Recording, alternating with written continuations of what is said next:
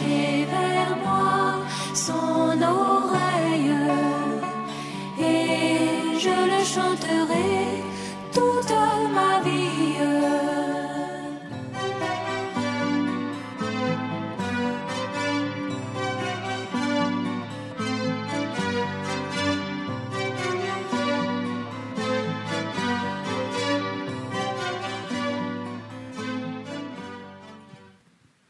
Alléluia.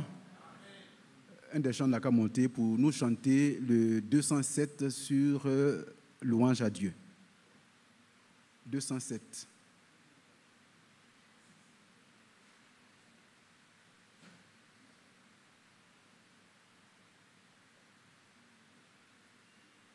En lien avec ce que nous avons entendu,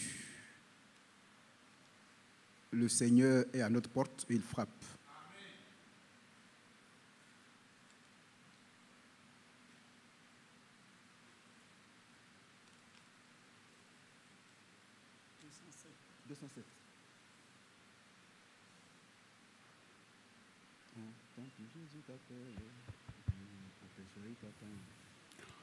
Entends-tu, Jésus t'appelle, viens au pécheur, il t'attend. À cette voix si fidèle, tu résistes à trop souvent. Laisse entrer le roi de gloire. Ouvre ton cœur à Jésus.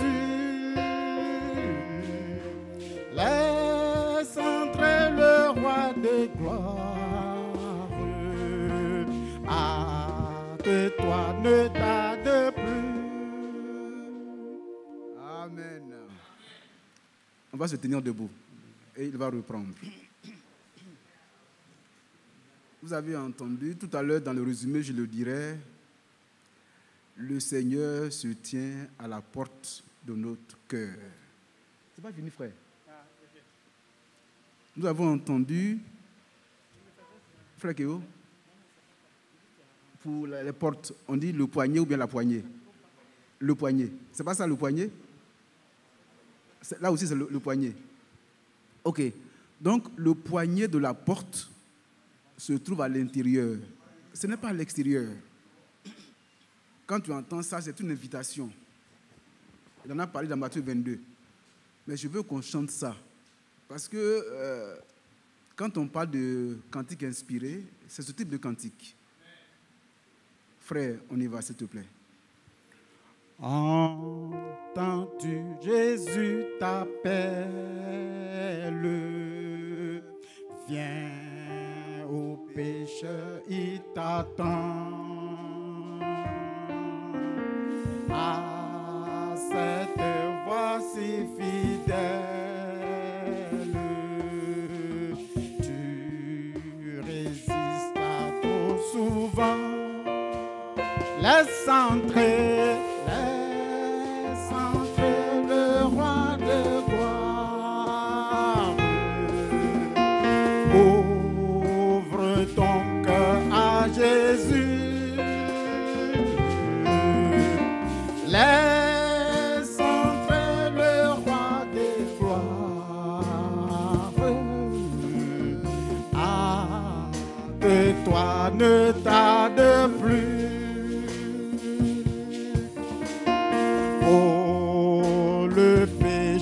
Pour le monde,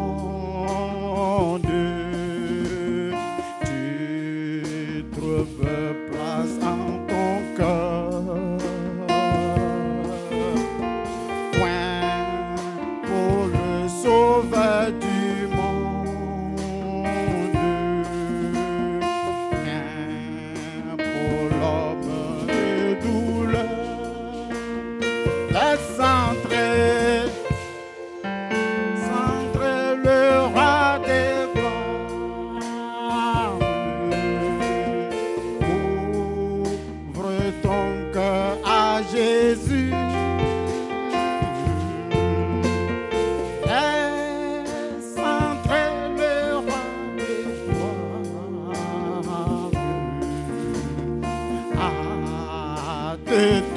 ne tarde plus. Jésus frappe, il frappe encore.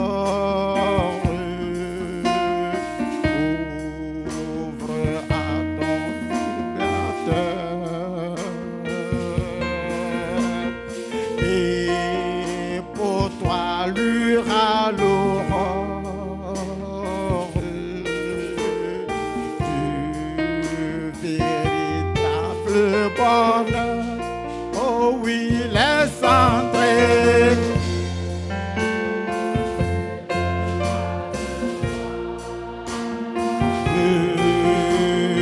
Ouvre ton cœur à Jésus.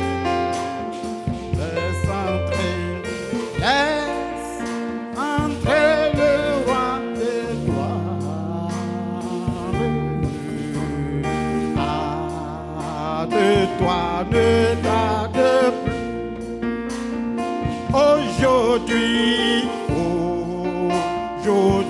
c'est jour de grâce. Ne compte pas sur demain. Pendant que ton sauveur passe, saisis sa puissante main. Laisse entrer le roi des gloires. Ouvre ton cœur à Jésus. Laisse entrer le roi des gloires. Ah, de toi.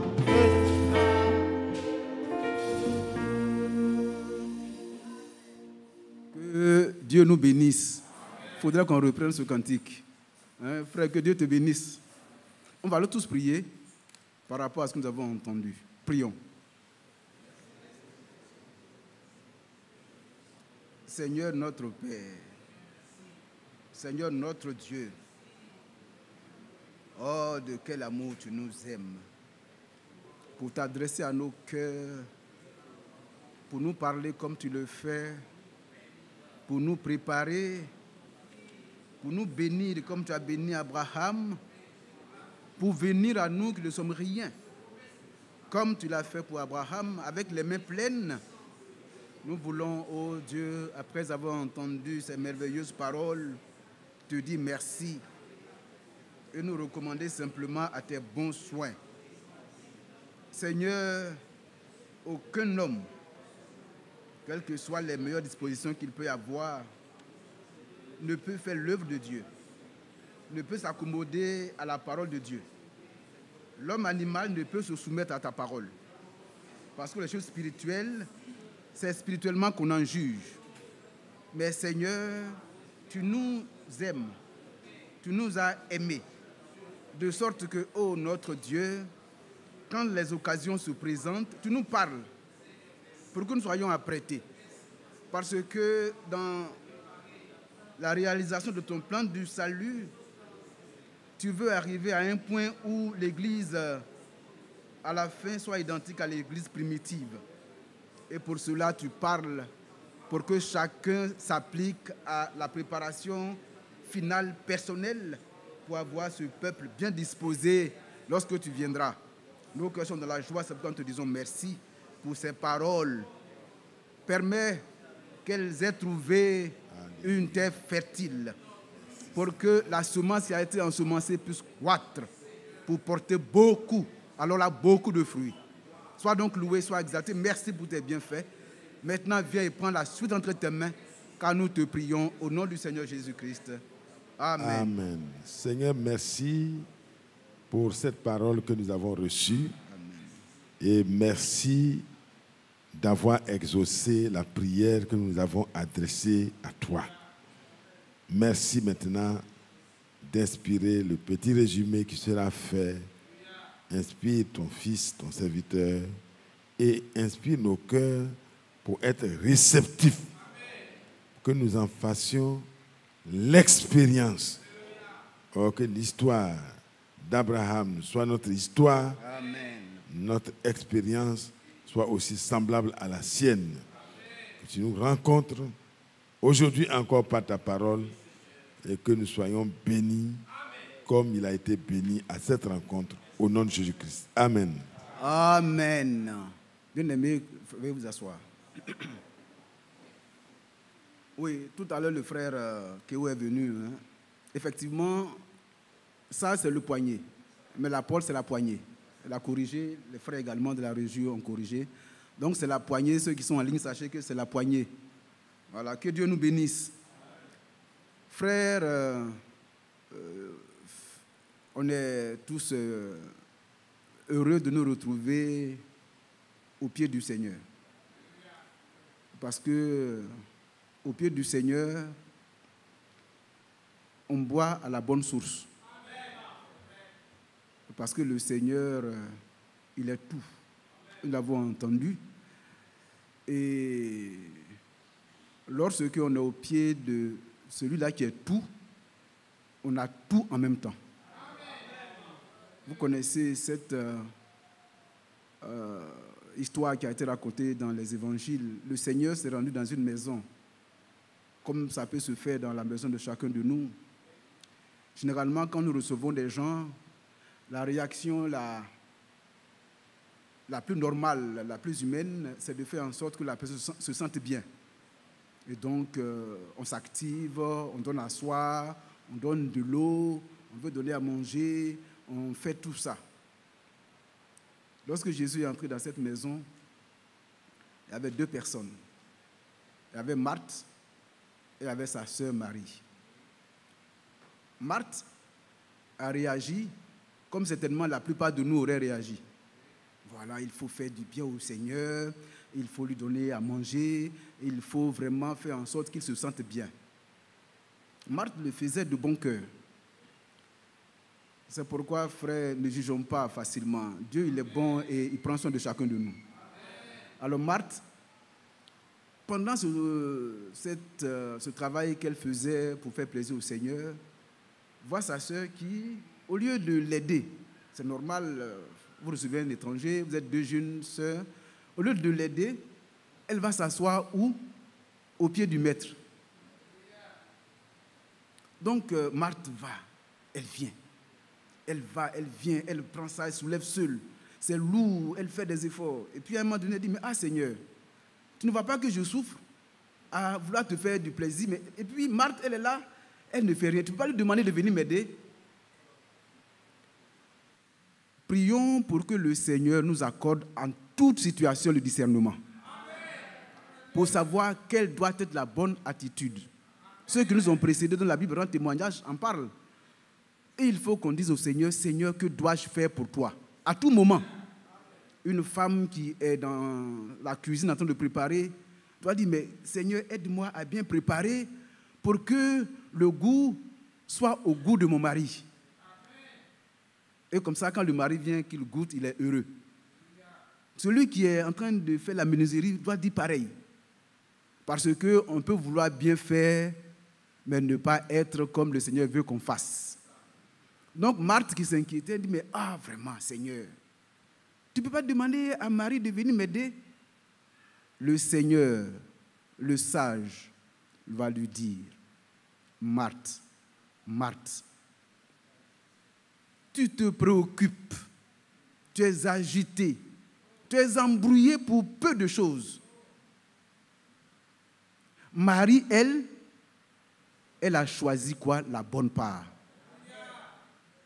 C'est pourquoi, frères et sœurs, vous qui avez quitté vos maisons ce jour de repos pour venir là, vous avez fait le bon choix.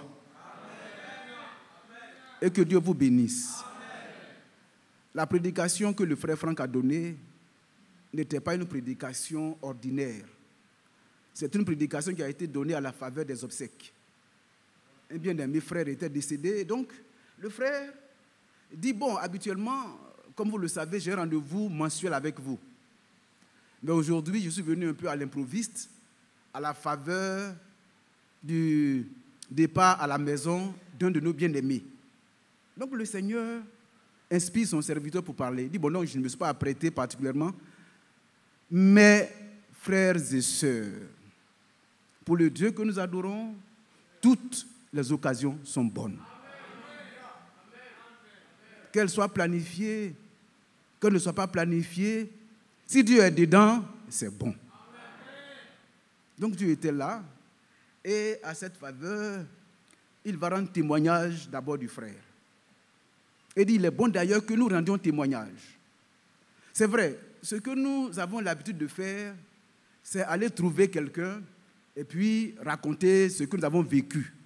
C'est déjà une bonne chose. Le Seigneur m'a fait du bien, j'étais en proie des difficultés, j'ai invoqué le Seigneur m'a secouru, c'est bon. Mais le témoignage que nous allons laisser comme trace dans la vie des gens, c'est le témoignage de notre vie. C'est-à-dire que nous sommes des lettres que le Seigneur écrit chaque jour avec ses prédications. Donc, quand vous avez ces lettres, c'est des lettres qui ont un alphabet universel. C'est-à-dire, on n'a pas besoin d'être baoulé pour lire, d'être bêté, d'être Attié, d'être Agni, d'être Moré. Non. La lettre du Seigneur peut être lue par tout le monde. Et donc, comme le Seigneur, par l'évangile éternel, écrit cette lettre-là, vous êtes des lettres écrites. Alors, la vie que vous menez rend déjà témoignage de ce que votre Dieu est, de la bonté de Dieu et de la puissance de votre Dieu. C'est pourquoi ici le frère dit, bon, je ne me suis pas apprêté, mais voici un bien de mes frères qui étaient avec nous. Et beaucoup rendent témoignage d'ailleurs. Mais qui sont ceux-là qui témoignent vraiment du Seigneur? Et ce frère faisait partie. Ne serait-ce que par les prières qu'il faisait monter vers le Seigneur quand on avait besoin de prier. Et il a rendu témoignage de cet homme. Ce que je voudrais qu'on retienne là, c'est que nous également, lorsqu'on ne sera plus là, parce qu'on peut ne pas être là, qu'on puisse retenir de nous que nous sommes une partie de la parole du Seigneur. Amen. Une partie. Je me souviens en 93, j'espère que je ne me trompe pas, mais le frère Mathias, c'est là où les sachants sont là. Les frères s'étaient rendus à Accra avec un rendez-vous avec le frère Franck. Ils sont arrivés là-bas et après les réunions, il y a eu une réunion avec les serviteurs de Dieu. Et un serviteur de Dieu est venu me dire, dans nos entretiens, il dit, oui, le frère Franck a dit, lui, il est une partie de la parole du Seigneur. Oui, lui, il a une partie, une portion. En son temps, j'étais très émerveillé. Je dis, ah non, c'est le frère Franck, seul lui, il a une partie. Aujourd'hui, je sais que toi également, tu as une partie. Comme moi. On n'a pas attendu le temps du frère Branham pour que tu aies une partie. Souvenez-vous, la première partie du plan du salut, ça se fait avec Adam et tous les Noé, tout. Jusqu'à ce qu'on arrive à Abraham. Les 2000 ans sont passés. Quand le Seigneur commence un nouveau commencement avec Abraham, à un moment donné, il dit, tu seras béni. Tu seras une source de bénédiction. Et toutes les nations en toi seront bénies. Depuis ce moment-là, je faisais partie de la parole. Comme toi et moi. Amen. C'est ça, ce que nous avons. Et donc, quand j'ai entendu ça pour la première fois, j'étais très, très heureux. Mais je sais que vous et moi, nous sommes partis de cette parole du Seigneur. Et notre vie doit chaque jour en rendre témoignage. Le Seigneur nous a dit récemment une chose. Et j'en ai parlé un peu quand j'étais à Dakar. La parole que nous avons, ce que nous venons de faire, c'est quoi? Nous avons écouté la parole. Avant ça, dans la lecture d'introduction, le frère Mathias nous a dit de très bonnes choses. Il nous a fait lire, j'ai écrit quelque part, je ne vois plus. Il a dit Psaume 120, le verset 1. Après, le psaume 18, verset 3. Et après, Romains 8, verset 31-32. Voilà. Le psaume 1, 40 degrés. Dans ma détresse, c'est à l'Éternel que je crie, il m'exauce. Le 18, 3. Oui, puisqu'on avait déjà chanté avec le chantre.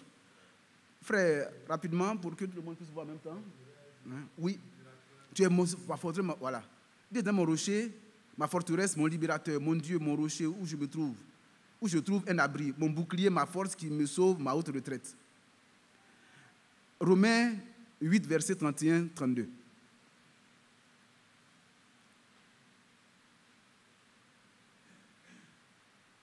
Que dirons-nous donc à l'égard de ces choses? Si Dieu est pour nous, qui sera contre nous?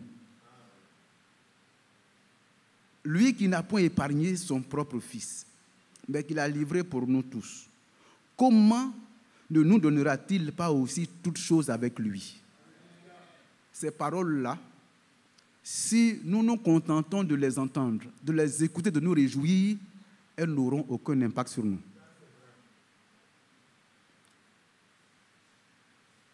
Avant de continuer, frère, prenez Ézéchiel 34.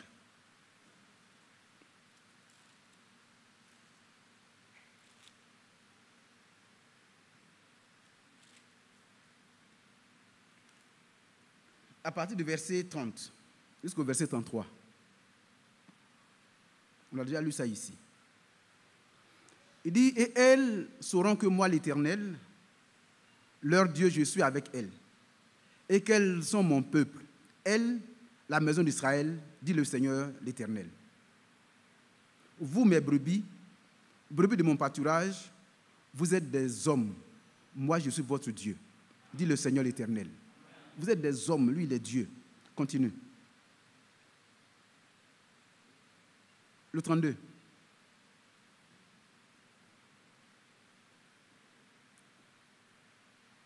Le 32. Et voici, tu es pour eux. Non, le 31, ils rendent. Mais chez moi ici, ils se rendent au 31 ici. Ah non, c'est 33, pardon. Pardon, 33, 30. Voilà.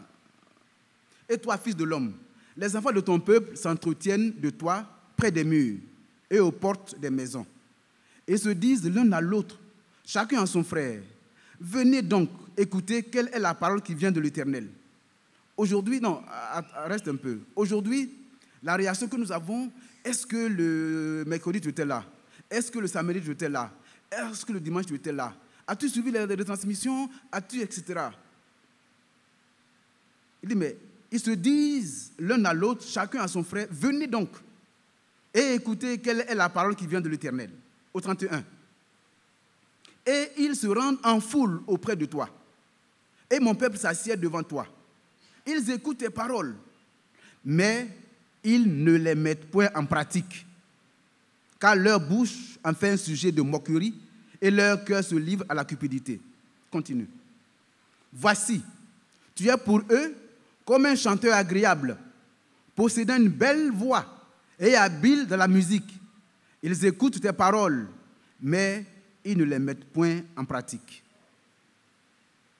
C'est pour dire que, frères et sœurs, nous qui sommes des lettres écrites, notre témoignage doit être vu.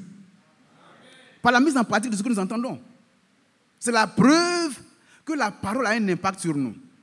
Lorsque la prédication a été faite par rapport à la pêche miraculeuse de Pierre, le frère a pris soin de nous dire l'impact de quoi? Mais de la parole. Il faut que cette parole-là ait un impact. Tout à l'heure, on a cité le cas de Lazare. Lazare était en putréfaction. La parole qui est vraie, qui est puissante, qui est tranchante, qui est pénétrante, est entrée dans les profondeurs pour libérer Lazare. Mais c'est une réalité qui t'appartient. Parce que toi, dans Luc 10, 19, tu as reçu le pouvoir d'exercer ça. Alors pourquoi est-ce qu'aujourd'hui, on doit continuer encore de nous lamenter? Et le frère, quand il est mort, ça a été une occasion, une très belle occasion pour le frère, de nous parler de ce que notre Dieu est bon. Et la vie des croyants doit être un témoignage qui parle de Dieu. Donc c'est ce qui a été dit à la première partie. Les Écritures sont vraies. C'est pourquoi il faut aussi suivre les mouvements. Il dit quand la parole a été donnée, il y a eu des gens qui ont préféré l'immobilisme.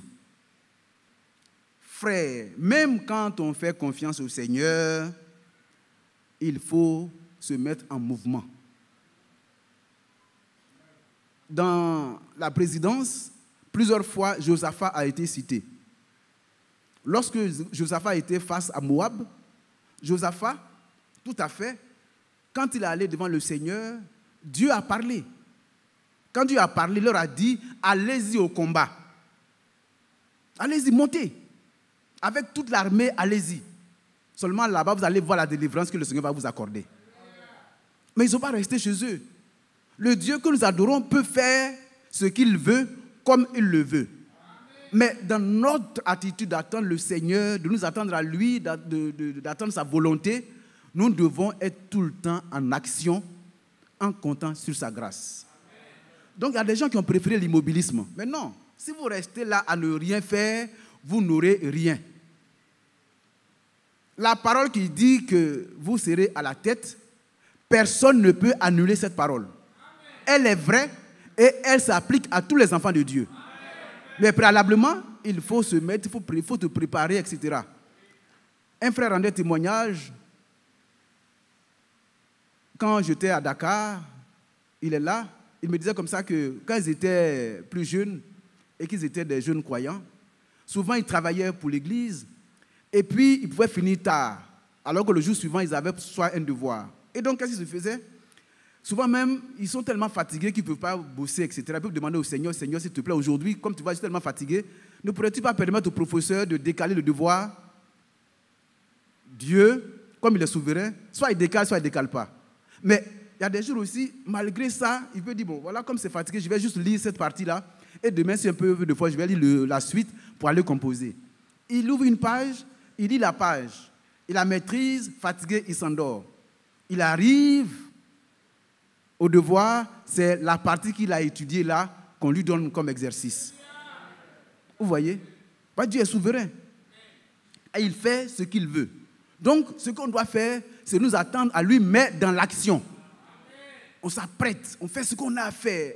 Le frère Kéo est là, tous les bien-aimés frères sont là, ceux qui ont préparé les examens et tout ça. On travaille.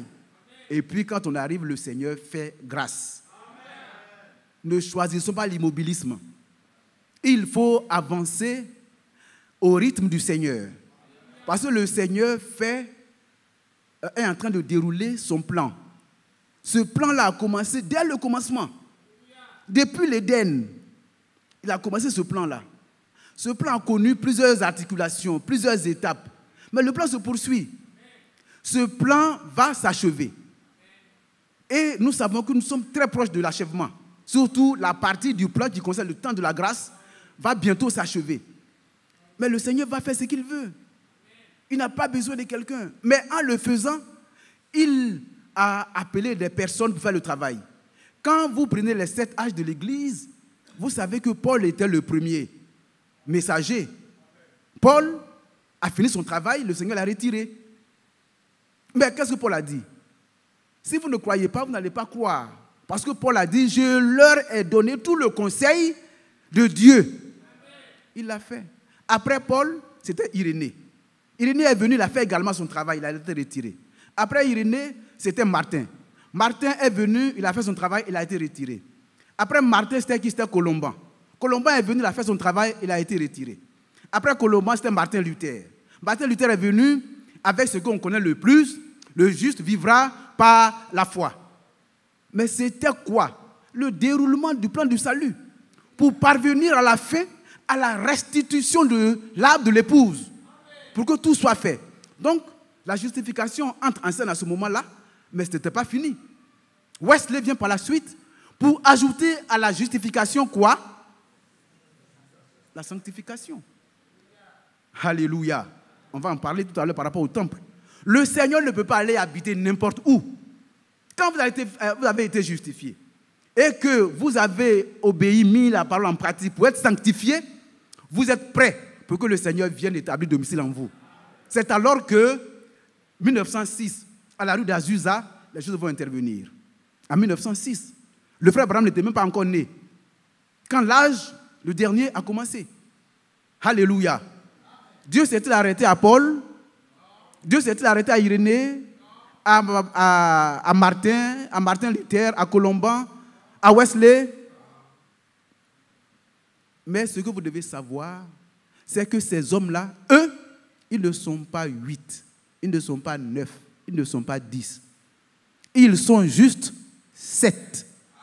Donc après ces 6 que j'ai cités, le Seigneur en notre temps, en 1909, a fait venir quelqu'un. Son nom, c'est le messager du 7e âge, le frère William Marion Branham. Il est venu, mais avant lui déjà, le Saint-Esprit était déjà descendu.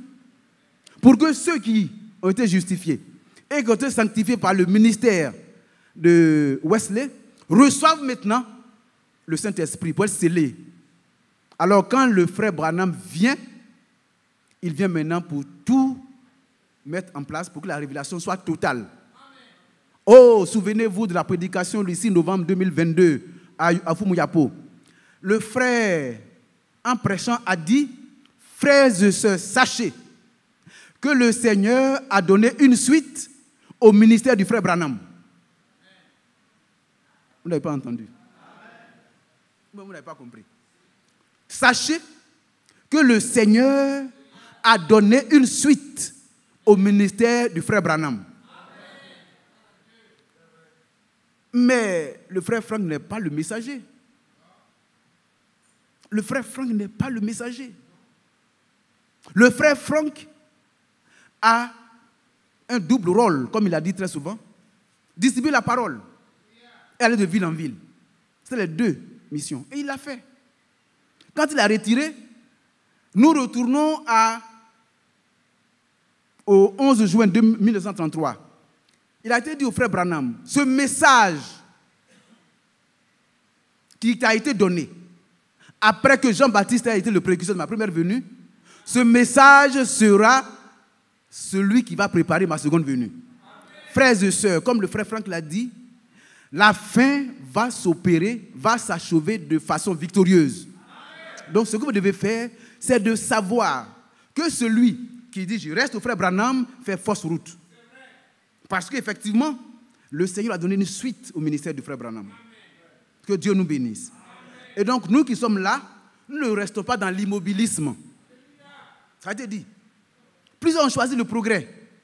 Quand vous écoutez l'âge de Sardes, on a dit c'est à l'âge de Sardes, 1520-1750 par là, c'est à ce moment-là que le Seigneur a permis à ceux qui sont intelligents de faire ressortir l'imprimerie. C'est alors qu'on a commencé à ce moment-là à écrire sur papier. Avant, bon, ils avaient le papier, tout ça, mais l'imprimerie sous sa nouvelle forme. Ce qui a permis à ce temps-là que les messages soient diffusés abondamment. Ne restons pas dans l'immobilisme. Ne restons pas dans les schémas et ne restons pas dans les clans. Laissons-nous dans l'humilité être conduits par le Seigneur, par son esprit. Tout clan divise et tout ce qui n'est pas de la parole va diviser. Mais si vous venez avec la parole, frères et sœurs, vous serez unis. C'est le travail de la parole. Certainement qu'on aura l'occasion de revenir sur ces petits détails. Mais c'est pour dire que dans la prédication d'aujourd'hui, nous avons entendu que plusieurs ont choisi l'immobilisme, mais plusieurs ont choisi le progrès. Donc ils sont allés devant. Toi également, choisis le progrès. En toutes choses. Ça, c'est le premier point sur lequel j'ai voulu m'étendre un peu. Et je viens au second point. Le second point, on prend acte 7.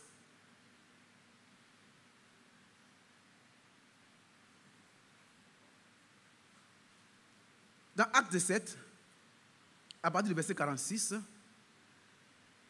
le Seigneur nous ramène à la lecture d'introduction, où la lecture qui a été faite a concerné Ésaïe 66, verset 1 et verset 2. Mais, vous savez, l'évangile du royaume est cet évangile-là qui prend en compte le début, c'est-à-dire le temps de Moïse, avec la Pentateuque, c'est-à-dire les 5 livres qui ont été écrits. Ensuite, tout ce qui est prophète, les psaumes. Ensuite, les évangiles. Ensuite, tout ce qui est doctrine, dont la plus grande partie a été rédigée par l'apôtre Paul, et la parole prophétique. C'est tout cet ensemble-là qui doit être donné pour que la fin soit préparée. Matthieu 24, 14. C'est tout ça. Et donc, quand le serviteur de Dieu prend ça, il met le lien entre l'Ancien Testament et le Nouveau Testament. Amen. Il dit ce dont le lecteur a fait mention à la lecture d'introduction, c'est ce dont Étienne, dans Matthieu 7, faisait. Il rappelait aux enfants d'Israël quelle avait été leur conduite. Alors, il va rappeler. Pour dire que, frères et sœurs, vous devez être le temple dans lequel le Seigneur doit venir se reposer. Chacun de nous. Vous devez l'être. La prédication de la parole que nous entendons nous prépare à ce que cette réalité soit la même entre les frères et dans chacun de nous. Regardez ce qui s'est passé. Lorsque Noé avait fait l'arche et que le déluge est arrivé, qu'est-ce qui s'est passé? À un moment donné, Noé a dit, mais attention, l'eau a beaucoup baissé, je vais savoir si la terre est habitable. Il va dire à la colombe, colombe, va chercher un coin où tu peux te reposer. La colombe est allée se promener partout sur la terre et n'a pas trouvé de coin. Frère, quel est l'enseignement que nous devons tirer de là? Le Seigneur veut trouver un lieu où se reposer. Et ce lieu-là, c'est toi. Ce n'est pas forcément les 4 murs. Parce que le Dieu que nous adorons est un Dieu vivant. Comme il est un Dieu vivant, il veut vraiment résider dans un organisme vivant. Non, ce n'est pas les 4 murs. Alors, quand les temps vont se passer et que le Seigneur Jésus va venir, quand il va être baptisé, la colombe va faire quoi? On dit, après le baptême qu'il est sorti, l'Esprit va descendre sur qui? Sur le Seigneur, sous quelle forme? Frère, parce que dans le Seigneur, il y avait un lieu préparé pour pouvoir se reposer. Mais quel enseignement qu'on dit? C'est par rapport à toi et moi. Pour que tu sois prêt. Tout à l'heure, quand je citais les messagers de l'âge, je vous ai parlé des 7, en citant Branham à la fin. Et j'ai mis l'accent sur les 3 derniers. J'ai mis l'accent sur Luther. Martin Luther, quand Luther vient, il fait la justification. Mais au moment où vous êtes justifié, vous n'êtes même pas encore prêt. Vous avez cru, c'est normal. Vous n'êtes pas encore restauré totalement. Vous avez cru. Maintenant, la parole de prédication qui vous est apportée va avoir son effet sur vous. Et c'est pourquoi je dis, quand nous entendons la parole, quel est son impact? Cet impact-là, d'abord, quand la parole sort, elle agit. Vous avez Ésaïe 55 qui le dit clairement. Vous avez également Jérémie 1, verset 12 qui le dit. Dieu veille sur sa parole pour l'exécuter. Mais dans ta propre vie, la parole doit avoir un impact. Et on doit la mettre en pratique. Et donc, quand on l'entend, on se laisse transformer par cette parole. C'est elle qui va enlever tout ce qui ne va pas. Pour nous montrer l'image, il dit qu'est-ce que le Seigneur a fait. Quand le Seigneur est entré à Jérusalem, il est allé dans le temple. Quand il est allé dans le temple, il s'est rendu compte que tous ceux qui étaient là-bas faisaient ce qu'ils voulaient. Dans le temple, il y avait des vendeurs, il y avait des échangeurs, il y avait toutes sortes de choses. Qu'est-ce que le Seigneur va faire? Il va commencer par mettre de l'ordre. Ça te concerne. C'est une image générale pour dire il est rentré dans le temple, le Seigneur, comme les hommes aiment le dire, il a pris un fouet et puis il a frappé les gens. Ouais, il a été méchant, non? Donc on peut être méchant. Non, ce n'est pas de ça il est question aujourd'hui. Aujourd'hui, le message veut te dire que le Seigneur veut mettre de l'ordre dans ton cœur. S'il y a la rancœur, s'il y a le vol, s'il y a la calomnie, s'il y a l'ivrognerie, s'il y a l'adultère, s'il y a la prostitution, le Seigneur vient te dire, par sa parole, ma fille, mon fils, ça ce n'est pas bon. Il va le dire par qui? Par une bouche humaine. C'est un homme qui va le dire. Ce n'est pas, il peut des hommes pour le dire, mais le Seigneur utilise des hommes pour parler aux hommes. Donc il va prendre quelqu'un qui va venir te dire, frère, pardon, tu es un comptable, mais tu fais trop de fausses écritures. Même si c'est parfait. Mais pardon, arrête de faire ça. Toi, tu es un commerçant, toi, tu es un commerçant. Vraiment, voilà ce que tu fais. Chaque fois que les gens viennent, tu ajoutes un peu dessus, ou bien quand leur monnaie reste sur toi, tu ne rends pas, etc. Il faut arrêter ça. Lui, quand il vient, il parle seulement. Tu es une prostituée, tu es un tricheur, il va tout dire. Et puis il s'en va. Dieu vient de te parler. Le Seigneur vient d'entrer dans son temple que tu es, avec son fouet, pour frapper ces choses. Le Satan qui est en toi, le démon qui est là, qui fait ça, la fausse inspiration, va s'opposer. Oh, est-ce que je suis le seul? Vraiment, moi, je suis dans l'inspiration, tout le monde fait ça. Hein? Tout le monde fait. Que Dieu nous bénisse et nous aide. La fois dernière, le serviteur de Dieu, le frère Isaac, disait une chose. Il disait qu'un jour, un honorable l'appelle par rapport à une situation et il devait augmenter de 2 points la moyenne de quelqu'un pour le faire passer parce qu'on devait choisir 10 personnes et la personne devait être 49e. Mais pour l'arranger, la personne devait occuper une place telle que la personne puisse participer. Il dit, bon, moi, je ne suis pas habitué à ça, mais si tu veux que je le fasse, je vais le faire, mais je vais le faire pour tout le monde. Vous voyez? Il va le faire pour tout le monde. Ça, c'est un enseignant qui dit que lui, il est un ambassadeur de Jésus-Christ. En tant que tel, partout où il est, il met la parole de Dieu en pratique. Donc, quand il est là, qu'il en parle, c'est le Seigneur qui rentre dans son temple avec le fouet pour fouetter les mauvaises conduites dans sa maison. Vous savez, quand l'apôtre Paul parlait à son fils Timothée, il dit, toi Timothée, tu m'as regardé moi. Voici comment j'ai enseigné, comment je me suis comporté. Je n'ai pas demandé à manger chez les gens. J'avais une conduite exemplaire. Mais toi, fais pareil. Et que personne ne méprise ta jeunesse. Il le lui a dit. Tu comprends? Ça, il parlait à Timothée pour que Timothée soit un temple sanctifié dans lequel le Seigneur peut prendre plaisir à venir résider. Aujourd'hui, on se plaint pour dire on n'a pas le Saint-Esprit. On n'a pas le Saint-Esprit. Regardons en nous-mêmes. La parole du Seigneur ne peut pas échouer. Elle ne peut pas manquer. Si elle déclare que repentez-vous et que chacun de vous soit baptisé au nom du Seigneur Jésus-Christ pour la rémission des péchés et vous recevrez le Saint-Esprit, si les conditions sont réunies, vous allez recevoir le Saint-Esprit. Si vous ne l'avez pas, remettez-vous en cause, pas les autres. Ce n'est pas le tel frère qui est trop méchant, qui est trop difficile. Laissez les frères difficiles. Soyez dociles vous-même. Et alors, le Seigneur, qui, on va le dire, qui vient à vous avec les mains chargées, va vous servir. Et vous allez vous asseoir avec lui pour dîner. C'est pas ce qui a été dit. Le Seigneur vient à nous. Mais comment va-t-il venir? La colombe est partie, mais elle n'a trouvé aucune place où se reposer. Peut-être qu'il avait voulu se reposer sur le frère Ndri, dit, oh non frère Ndri, toi aussi, je vais me reposer là, mais voilà ça dans ta vie, ça c'est pas bon, ça c'est pas bon. Donc il est reparti. Frères et sœurs, cette parole ne doit pas rester lettre morte. C'est pour toi et pour moi. Ne soyons pas des gens qui viennent toujours à l'église pour écouter un bon prédicateur. Parce que quand on écoute le frère Franck, quand on écoute le frère Branham, je me dis, oh Seigneur, quelle inspiration. Ils ont une telle inspiration que je dis, mais d'abord les pensées viennent et puis ils développent. Je dis, oh Seigneur. Et quand je me regarde, quand je regarde beaucoup de personnes, je dis, ah vraiment, cela aussi veut se comparer à ces serviteurs de Dieu. Non. Alors quand ils viennent, c'est pour que toi, tu ne prennes pas cette parole qui a été déposée en vain. Oh, je suis allé, c'était le 25 décembre, les serviteurs de Dieu ont demandé à ce qu'on aille à l'église, je suis allé. Donc tu es content, c'est bien. Tu as bien fait de venir. Mais il faut que cette parole ait son impact sur toi. Il a dit. Le Seigneur vient à toi les mains chargées. Il ne vient pas les mains vides. Quand Abraham est allé au combat, après qu'il ait remporté la victoire, il est revenu. Mais qui est allé vers lui? Oh.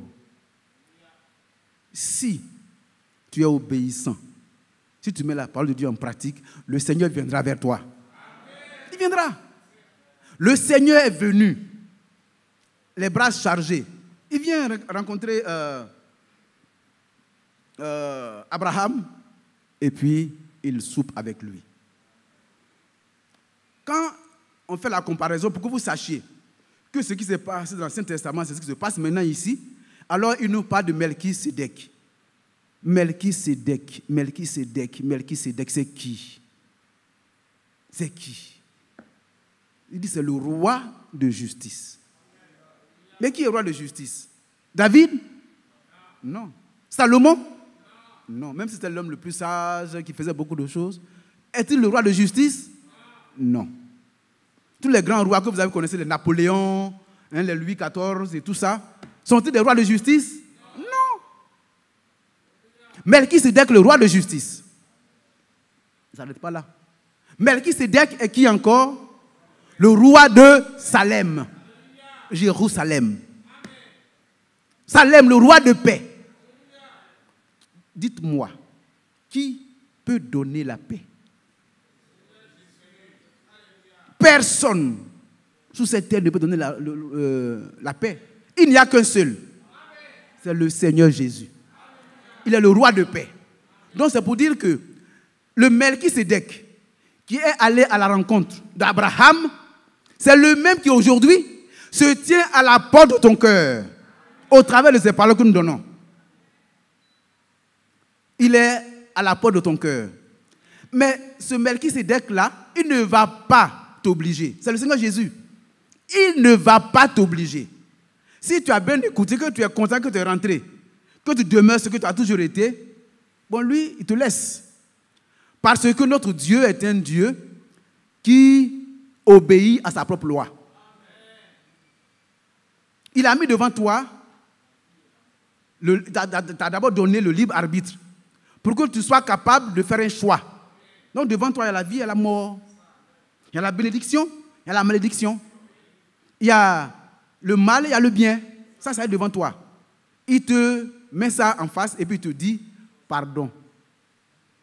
Pardon mon frère. Pardon ma soeur. Il faut choisir la vie pour vivre. Choisir la bénédiction pour être béni. Parce que quand Dieu bénit, on demeure éternellement béni. Donc, pardon, choisis la bénédiction. Aujourd'hui, le Seigneur te dit ça. C'est pourquoi, dans la même logique, il nous envoie où? Dans Matthieu 22. Dans Matthieu 22, il dit, mais voici quelqu'un, un grand roi qui offre à manger parce que c'est les noces de son fils. Entre-temps, je vous invite à nouveau, mon fils se marie le 28. Que Dieu vous bénisse. Donc, on sera aux noces, enfin, on sera en train de manger quelque part. Alors, il dit, venez, le repas est prêt. Mais ça il est bon qu'on marque un petit temps, hein, frère, je vais juste dire ça et puis on va arrêter. Il dit, ben, le repas est prêt. Et il nous cite, hein. Ça dit, comment ça, frère Isaac? Il cite tous les frères, il vous cite individuellement, nommément, on vous cite, nous, vous tous. Hein? C'est pas ça, c'est un exemple, c'est une image que je donne. On nous cite. Et puis quand on me cite, moi je lui dis, mais oh non, Seigneur, c'est vrai qu'il y a les notes de ton fils, mais je dois aller à Madagascar. Donc vraiment, je ne pourrai pas venir. C'est vrai que c'est demain, mais moi après-demain, je vais aller à Madagascar. Et il y a quelqu'un qui va dire, non, moi je dois aller travailler, etc.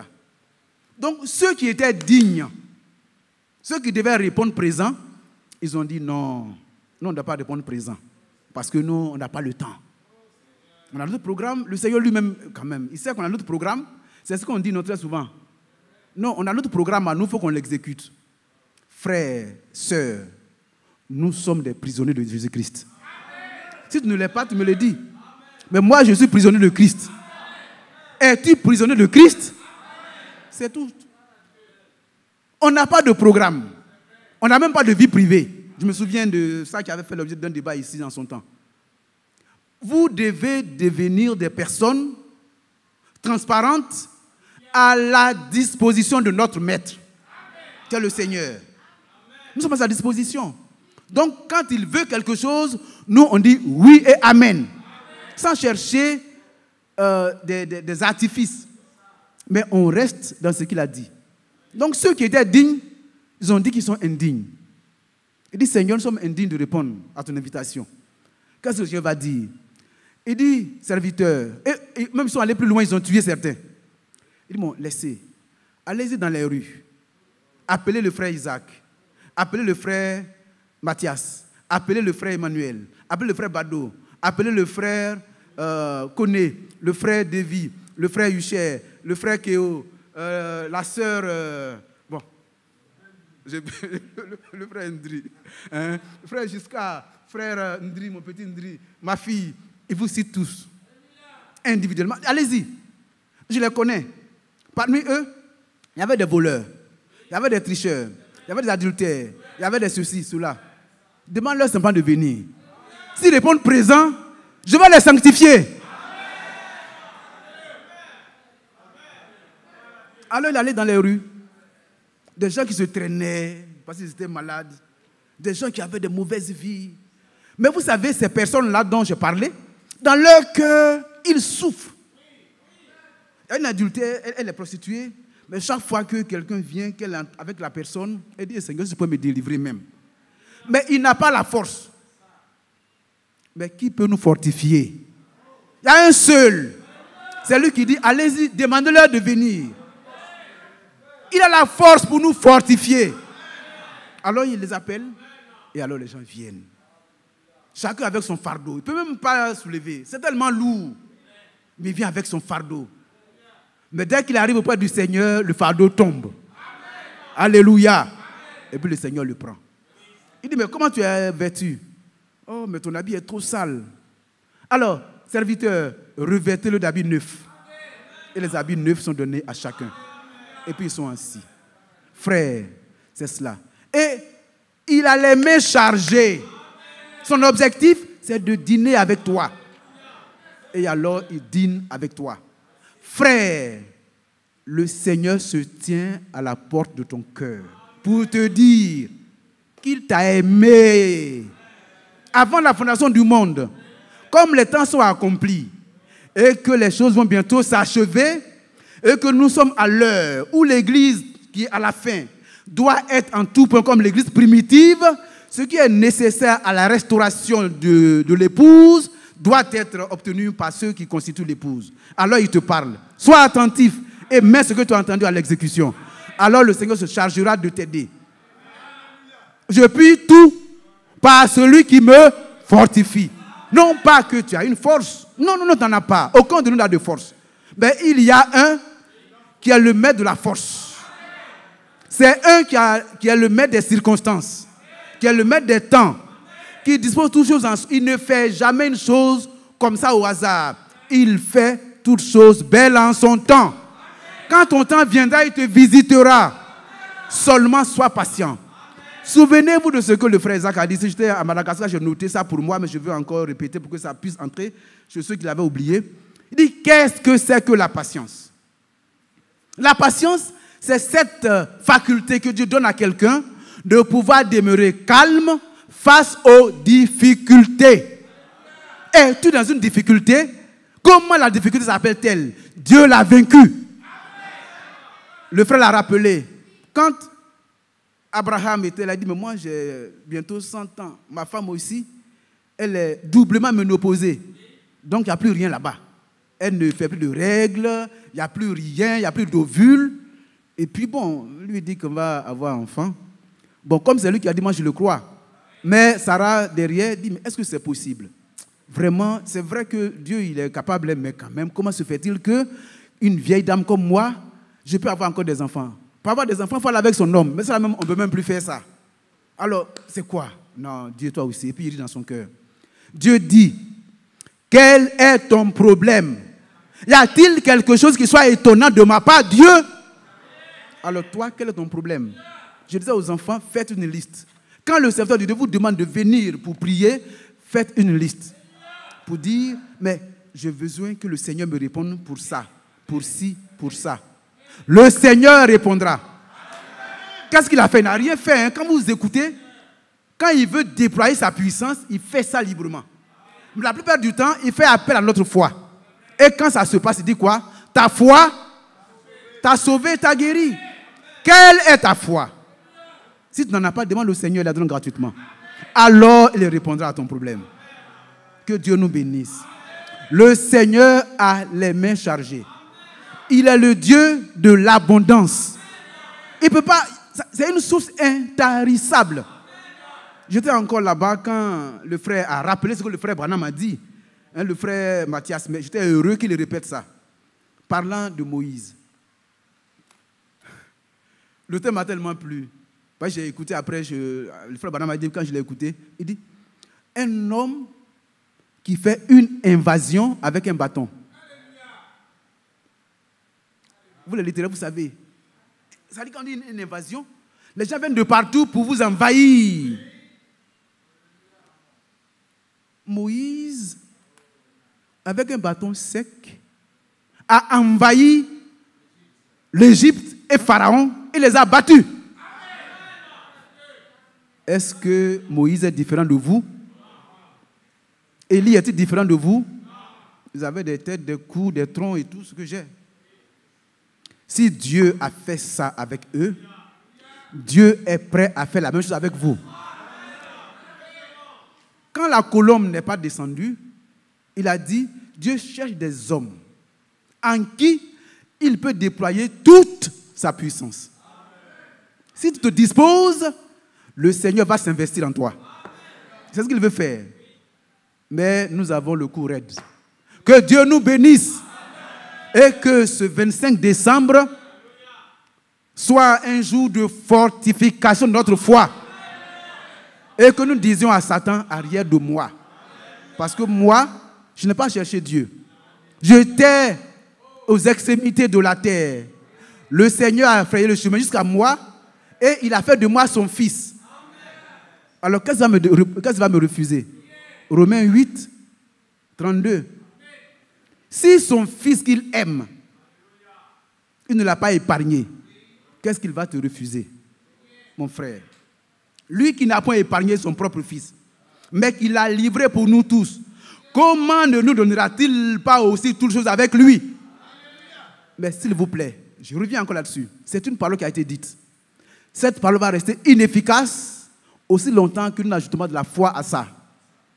On peut la répéter, on peut la dire partout. Mais nous disons que nous sommes dans le message. Le message, quand ça a été commencé avec le frère Branham, il y avait des signes et des miracles. Frère, je veux voir ça dans nos vies. Dans ma vie d'abord, moi. Mais comme c'est le message que nous avons, bon, je ne vais pas le dire encore parce que le frère en a parlé. Quand on lit Matthieu 17, mais ça on va revenir là-dessus prochainement. Que Dieu nous bénisse. Nous devons voir Dieu être manifesté dans nos vies. Parce que personne ne peut annuler Ésaïe 55. Personne ne peut annuler Ésaïe 43, Ésaïe 41, 48. Personne ne peut annuler Marc 16. Et on peut citer. Ces choses sont là pour nous. Le Seigneur veut manifester cela parce que tout ce qui était en Dieu a été déployé en Jésus-Christ. Et quand Jésus est venu, parce qu'il faisait la démontrer qu'il était Dieu, n'est-ce pas? Tout ce qui était en Jésus a été déversé dans l'Église. Le ministère de Jésus doit être poursuivi par l'Église. On doit voir ça, on ne voit pas. Frère, on doit crier, pleurer, jusqu'à ce que cela soit. Je sais que la pluie de l'arrière de la dernière saison viendra. Les deux pluies viendront. Mais aujourd'hui encore, ces choses doivent pouvoir se manifester dans ta vie à toi. Ce temps-là sera bref. Le temps où la grande manifestation va se faire sera un temps très bref. Mais avant ce temps bref, toi, on doit savoir que tu es une lettre écrite et que Christ se manifeste en toi et que la parole qui a été annoncée demeure éternellement vraie. Que son glorieux ne soit élevé en dignité. On va se lever.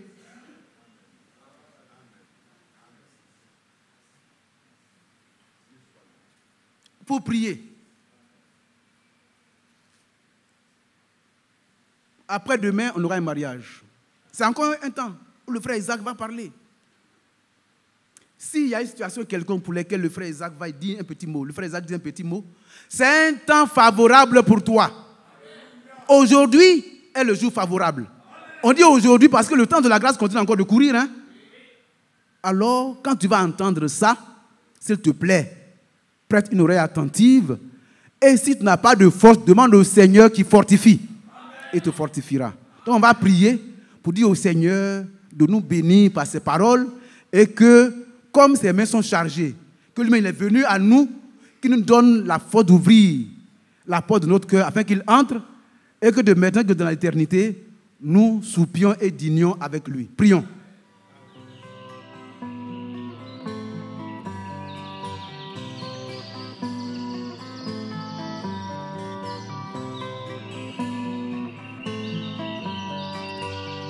J'aime l'Éternel, car il entend ma voix.